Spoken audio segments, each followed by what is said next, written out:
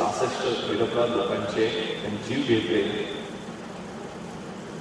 त्यामुळे हे 26 सप्टेंबरला 1.5 महिना अगोदर जे इंटेलिजन्स इनपुट आलेलं होतं ते आल्यानंतर सगळ्या सिनियर मॅनेजमेंटला ताजच्या बोलवलं. त्या हॉटेलचा कोपरा त्याचे सगळे एक्झिट इंस्टिट्यूट, त्याचे फायर स्प्रिंकलर सिस्टम, त्याचे स्मोक डिटेक्टर सिस्टम, त्याचे सीसीटीव्ही कंट्रोल रूम, ते हॉटेल मी 9 तास सिक्युरिटी ऑडिट केलं त्या हॉटेलचं. त्यामुळे त्याला कोपरा मला माहित होता.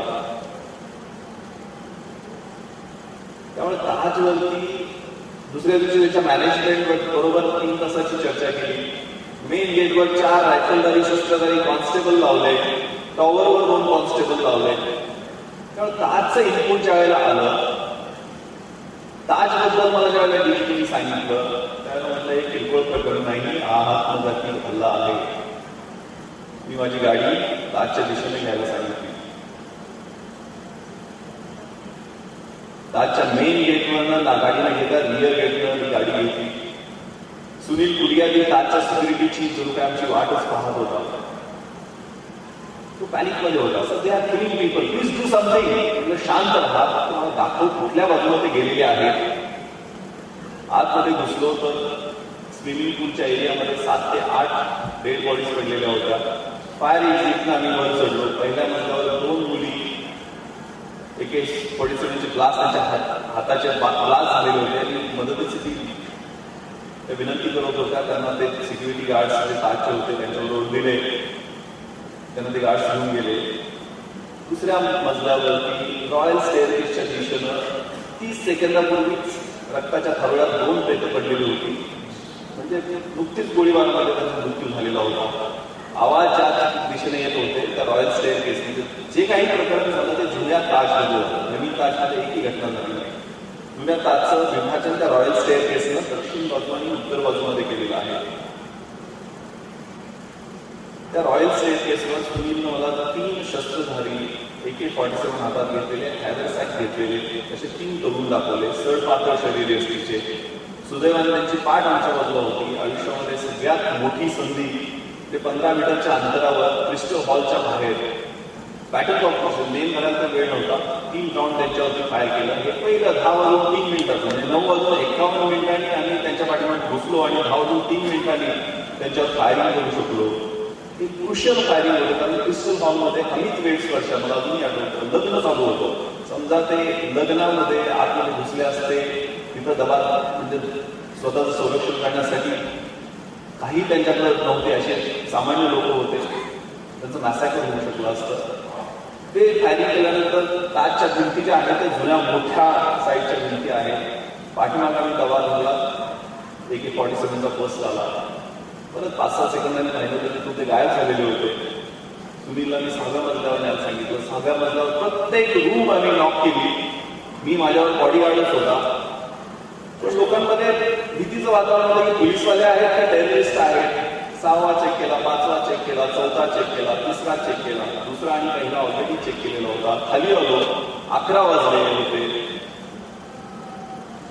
मला वाटलं ते पळून गेले की काय. म्हणून मेन गेटवरती गेलो. तेवढ्या 2 ग्रेनेडची ब्लास्ट त्या रॉयल स्टेअरकेसच्या एरियामध्ये झाली. कावडानं उतरून खाली आली.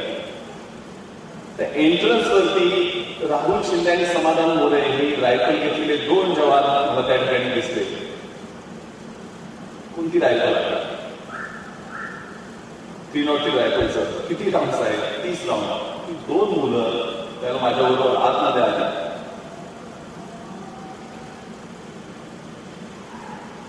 परत आम्ही लिफ्ट पकडली. नॉर्थ विंग गाठली. नॉर्थ विंग पूर्ण चेक करून खाली आलो. त्याला राजभवनाने नांगाळे साहेब भेटले. त्यांना ते गेट मॅन करायला सांगितलं. परत आम्ही सीसीटीव्ही रूम मध्ये गेलो. सीसीटीव्ही रूम मध्ये काहीच कळत नव्हतं कारण ते बाहेर काहीच दिसत नव्हते. म्हणून 1 राऊंड बाहेर फायर केला तर 3 अतिरेकी बाहेरच्या कॉरिडॉरमध्ये आले. 5 लोकांना त्यांनी हॉस्टेज बनवलेलं होतं.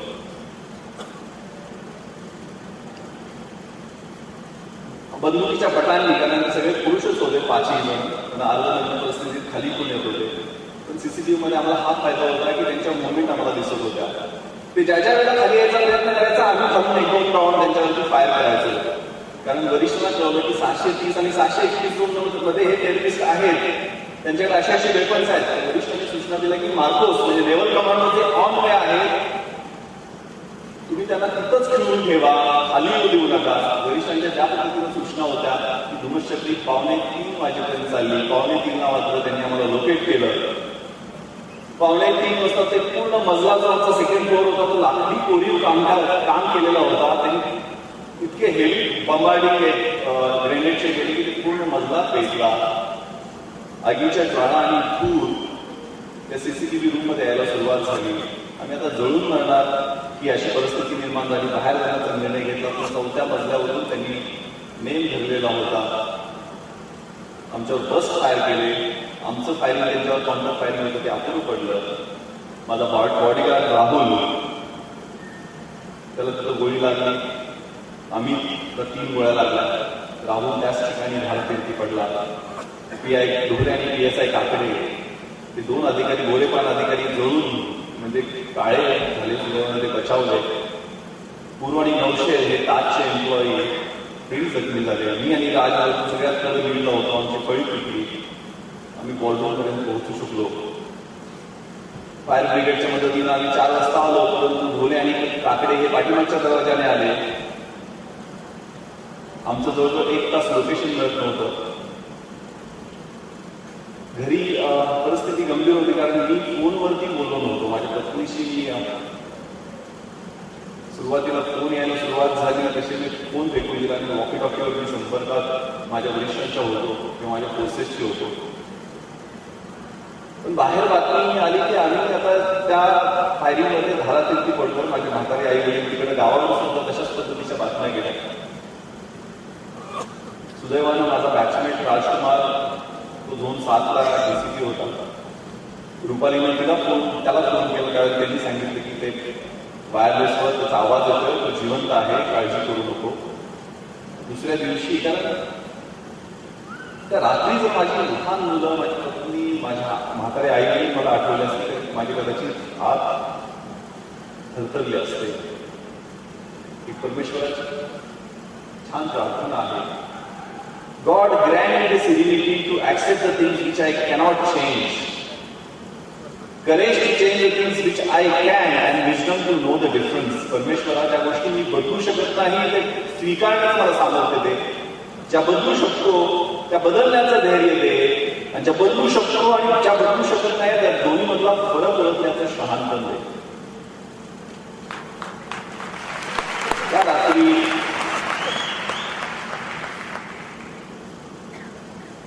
म्हातारी माणसं, फॉरेन टुरिस्ट, स्त्रिया त्या हॉटेलमध्ये जवळजवळ 11:15 ते 3 वाजण्याच्या दरम्यान पूर्वाणी नवशे यांच्या मदतीने इंटरकॉम मधून 1350 लोकांना रेस्क्यू करण्याचं काम पोलिसांनी या ताज मॅनेजमेंटच्या लोकांच्या बरोबर केलं. मला आठवतं दुसऱ्या दिवशी मी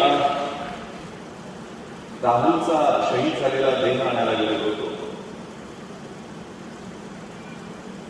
त्याचं युनिफॉर्म जळालेला होता, त्याचं शरीर जळालेलं होतं, पण खांद्यावरती रायफलची बट होती, उंगली ट्रिगर गाठवाडी होती आणि संगीन वरच्या दिशेनं नेमलेली होती. डोळे सताड उघडे होते. मी जणू साक्ष देतो होते सर तुमच्या शब्दाला जागलो की नाही. इज्जतें, अजमतें, सुदतें, सीदतें मेरे वतन के वास्ते यार, मुझे मरने की सिर्फ हिम्मत दे. आरज़ू कुछ भी नहीं है, आरज़ू बस यही है रब कोई था के वतन मेरे कफन में.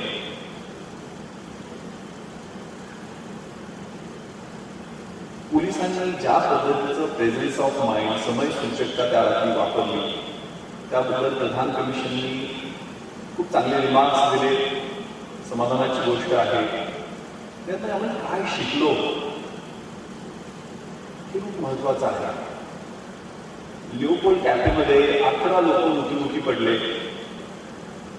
खरं तर तिथं फॉरेनर्स जास्त असतात. ते 11 भारतीय होते. का फॉरेनर तिथं मृत्युमुखी पडले नसावेत त्याचा मी विचार केला.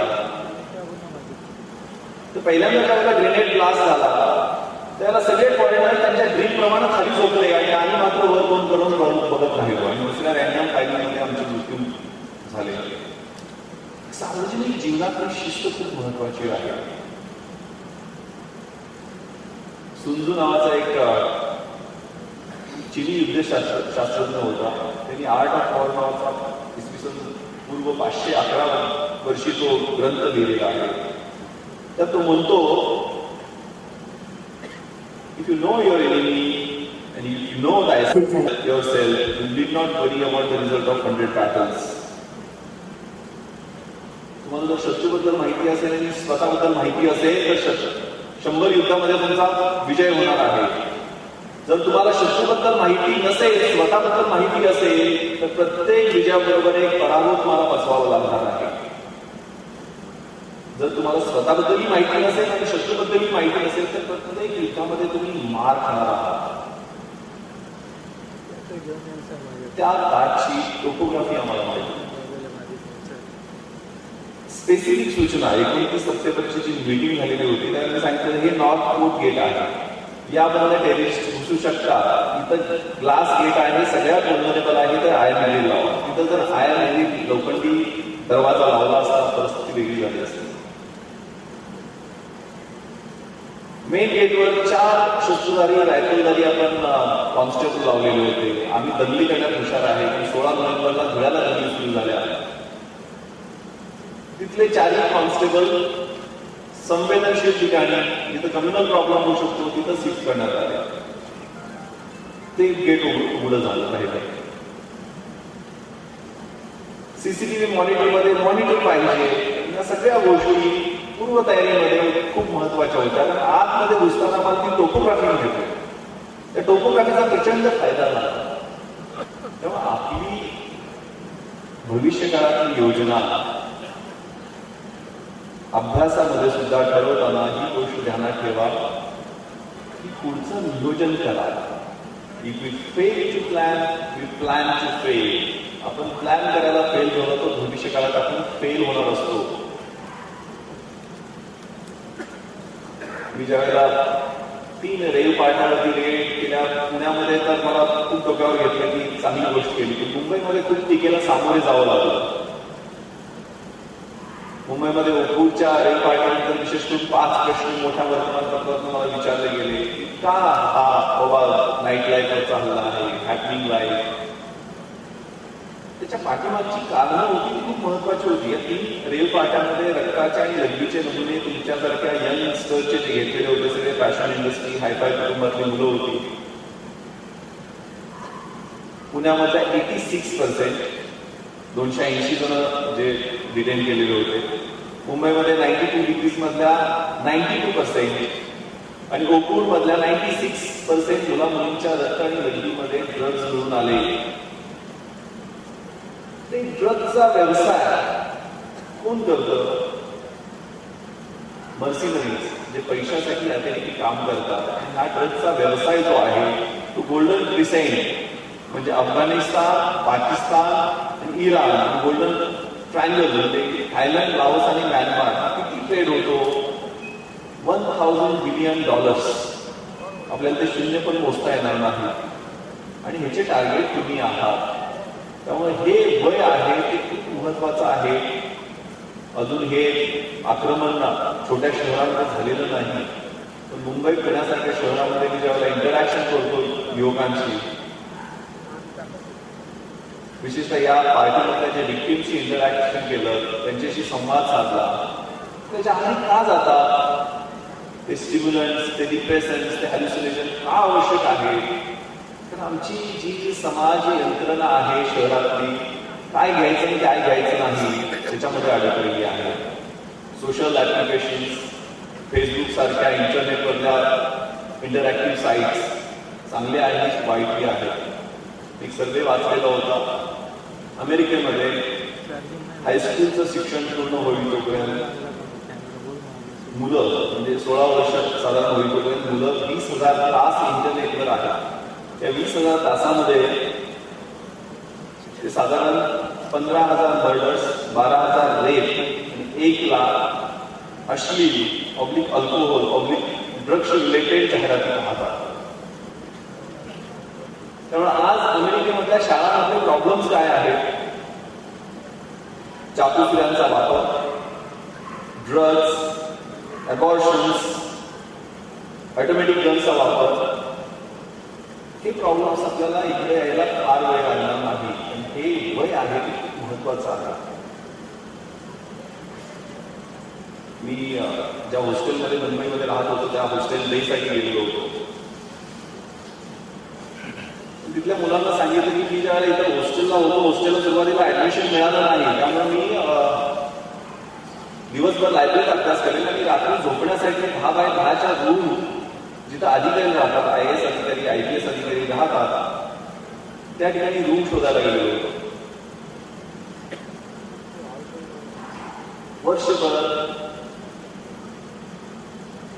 बूड तुटे तोपर्यंत अभ्यास केला.